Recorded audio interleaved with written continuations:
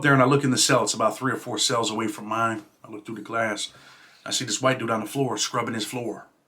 Soap everywhere. And I knock on the door. The kid looks back at me. He's got these big old eyes. So what's up? I said, what's going on, man? Introduce myself, ask him who he is, where he's from. Yeah, this is easy. There's only 2 of them. Divide and conquer, right? Here we go. Oh, nope, Gotta run. Small sacrifice there. You are mine. Taking your stuff with me. And I can take these guys. And their stuff, just like that. And double the size of my island. Uh-oh. Why are there so many people here? Sometimes you're with us, sometimes you're not. And I could tell that this kid was kind of burned out immediately. But we ended up getting close, me and Mark. Mark and me, we were kicking it. He was from the East Coast, I'm from the East Coast. And, you know, of course, I want to know about the ADX, and I asked him about the Unabomber. I asked him about all kinds of, you know, famous people that were over there and all of that. And he tells me all these stories. And, you know, what comes across is that he's saying, look, man, I'm a tough guy. But really, he wasn't. And I had found that out later on down the road. You know, a scared person is the most dangerous person in prison. Don't let anybody tell you anything different. A scared person will kill you. A scared person won't think, they'll just do something and then regret it later on. So Mark was 18 years old, did a bunch of bank robberies.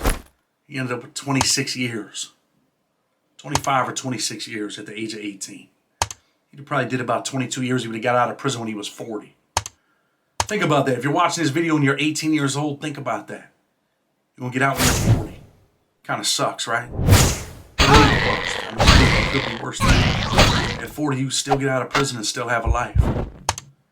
But at the age of 79, 80, you probably can't have a life. And that's when Mark's going to get out of prison. He's going to get out of prison at 79 probably. Maybe 75. I get to know more about Mark. I get to learn about the ADX. And really, man, he talks himself up. We talk about drugs a little bit. And them wanting to hustle. I really don't want to get involved. I had some issues before. And at the time, I didn't know that Mark was dope when he was in the street. I didn't know that his addiction resulted in him robbing banks and ended up with 25, 26 years. And like I said, man, the image you project is the image you have to protect. So Mark had gave off this persona that he was the baddest dude in the jail.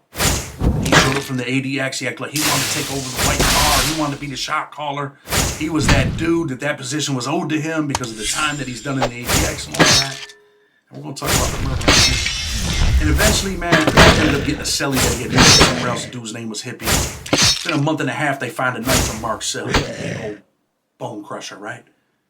And that just goes towards his persona, like, yo, this is a dangerous dude, stay away from him. And later I learned that he was just doing that because mentally and emotionally, Mark was still an 18-year-old kid. He was still the same age when he was arrested.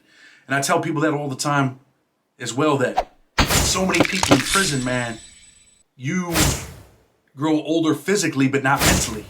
A lot of dudes just stay at the age they were when they were arrested. They start to get old, they get the gray in their hair, but they still act like an 18 or 19-year-old kid, and that's right. Mark was still an immature young man. Highly intelligent, but perhaps a sociopath as well. Dangerous. Dangerous because he was scared, man. Mark was still scared. See, when he was in ADX, he was locked in a cell. He didn't have to deal with people. No one could get him. Like I was saying, he ends up at that cellie. They find a knife in the cell. Mark goes to the hole. He don't want to sit in the hole. He makes a deal with Hippie. He says, look, man, my sister's going to send you $1,000. You tell him that that was your knife. I got nothing to do with it. Hippie don't have no money, so he takes the hit. Tells the police that was his knife. Right up when Mark gets thrown out, Mark comes out of the hole. He's back in population. He's moving. He's doing him. And then Hippie gets out of the hole. He ends up going to a different unit. Him and Mark have a beef. They have some kind of beef. And Hippie disrespects Mark at commissary. And I'm like, like at that time, I was on some wild stuff, man, where I had 4 years, didn't think I was ever getting out, didn't really care. Dude, I want to kill him. I'm like, I'm not killing the dude, bro. But if you want to jump on this dude and do something, then we should probably make that happen, because dude just disrespected. He's like, I'm killing him tonight. You don't need to come with me. All right, man. Usually if someone disrespects you in prison, man, you handle that business right away. You don't wait. So that was the first flag to me, like, I don't know what's up with Mark, man. So eventually, that night, Mark doesn't go do anything to Hippie. And I'm like, oh, what's up? I'm gonna let that dude ride. He's like, man, you know what? That dude ain't even worth it, bro. I want to go back to the ADX. I kind of brushed the stuff off, like, man, you don't want to go back to the ADX. But he was showing me signs that he was still 18 years old. He was still that scared kid that was in Florence. And that takes me to the story in Florence, right? Mark was getting high in prison. He's sitting at a table. There's a table.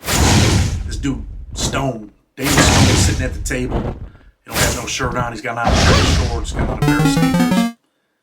Mark's sitting at the table with him. A couple other dudes are around.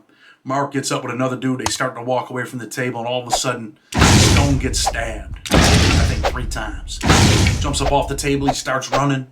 Mark's chasing him. And Stone collapses. They're yelling on the loudspeaker to stop running. And Mark stops running.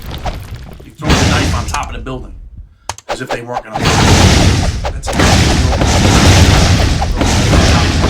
they don't find it. They got cameras, of course they're going to.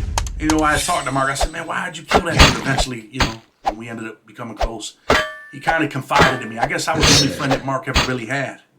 Maybe in his whole life, because I had befriended Mark. I thought Mark was in need of a friend, man. He was on the East Coast. I felt like he was going to ride, even though it turned out that he wouldn't. In the persona, he killed someone. He was a good guy to have on the team, right? He was a hitter.